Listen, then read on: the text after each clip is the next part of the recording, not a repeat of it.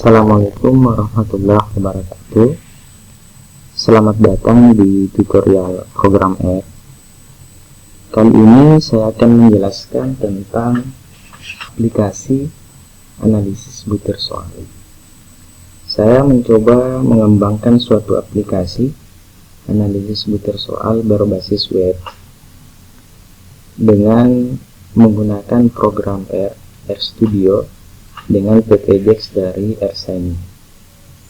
Nah, di layar ini merupakan program RStudio, di mana kita menuliskan sintaks untuk aplikasi yang ingin dibuat. Ada beberapa library yang digunakan. Yang pertama ada library Shiny, kemudian Shiny Themes, LTM, DT, dan Data Table. Setelah kita menuliskan sintaksnya, kita klik run aplikasi.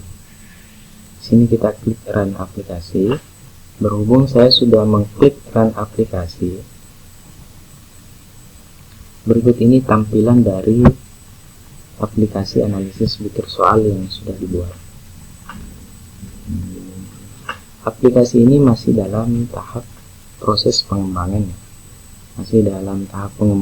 belum secara fix aplikasinya. Di aplikasi ini ada beberapa tampilan menu. Yang pertama input data, kemudian output data, model parameter, kemudian plot IRT, plot item, dan fungsi informasi tes.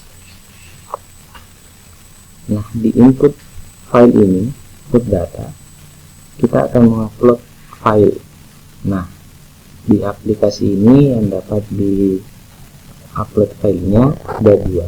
Yang pertama di file di Excel berekstensi CSV, kemudian yang kedua file Notepad atau berekstensi dengan TXT.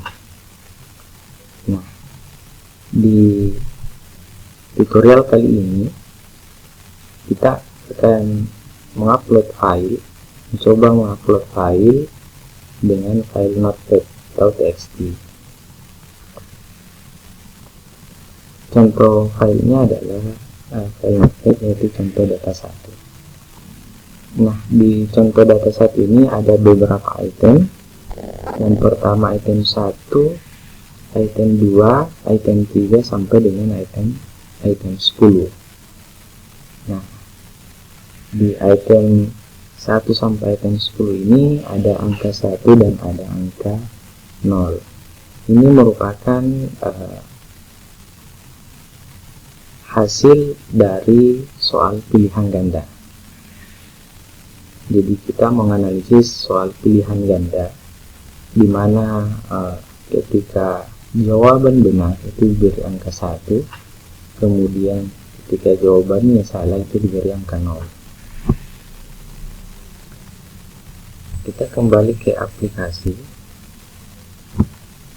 kemudian kita klik browse untuk mengambil data file contoh data 1. Ini filenya dalam bentuk Notepad atau TXT.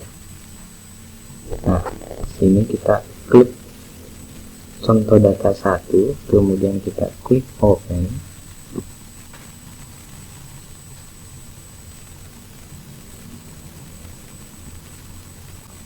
Nah, filenya sudah terupload, contoh data 1. Nah, upload complete. Kemudian kita mengecek di output data.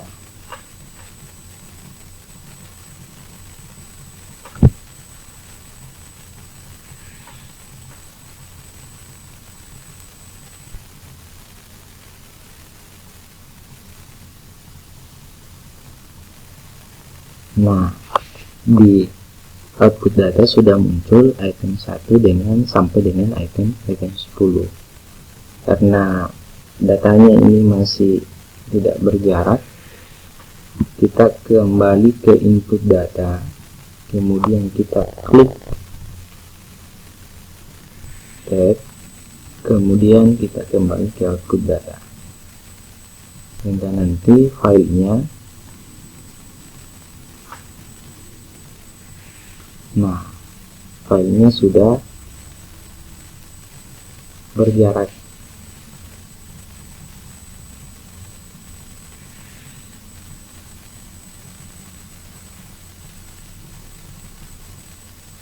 Nah, filenya sudah berjarak.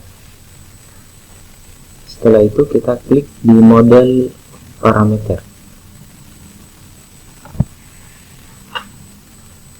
Nah, di model parameter ini ada 3 bagian, ada model 1 parameter, 2 parameter, dan 3 parameter. Di model 1 parameter ini kita ingin mengetahui karakteristik dari butir. Soal itu berdasarkan tingkat kesukaran atau tingkat kesulitan atau difficulty. Jadi yang dicek di sini hanyalah tingkat kesukaran. Kemudian di model 2PL 2 parameter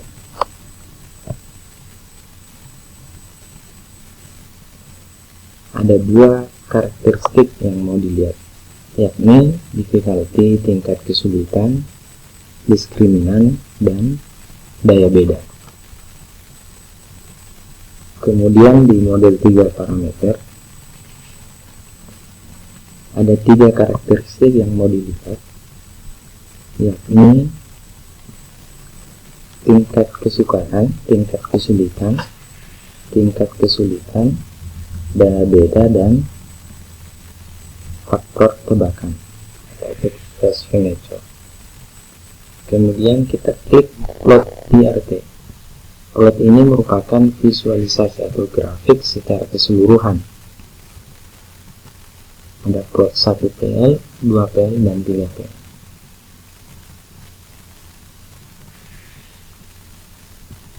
Jadi di plot 1PL ini akan menampilkan grafik secara keseluruhan. Nah, ini sudah muncul ya, grafiknya item 1 sampai dengan item 10. Kemudian kita klik plot 2PL.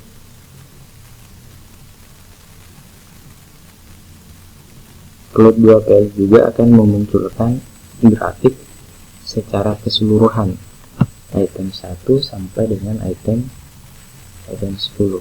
Nah, ini juga sudah menampilkan plot 2PL. Kemudian plot item. Plot item ini akan memunculkan visualisasi atau grafik per item. Item 1 sampai dengan item 10. Nah, ini sudah muncul item 1. Kemudian kita mengecek di item 2, akan memunculkan juga grafik. Nah, ini item 2. Begitupun dengan item 3 akan memunculkan grafik. Nah, ini di item 3. Kemudian kita ke fungsi informasi tes. Nah, fungsi informasi tes ini tujuannya adalah untuk mengetahui tes ini cocok digunakan kepada kemampuan peserta tes dengan kemampuan sedang, rendah, atau tinggi. Nah, ini muncul grafiknya. Fungsi informasi tes di 1PL. Kemudian untuk fungsi informasi tes di 2PL akan memunculkan grafiknya.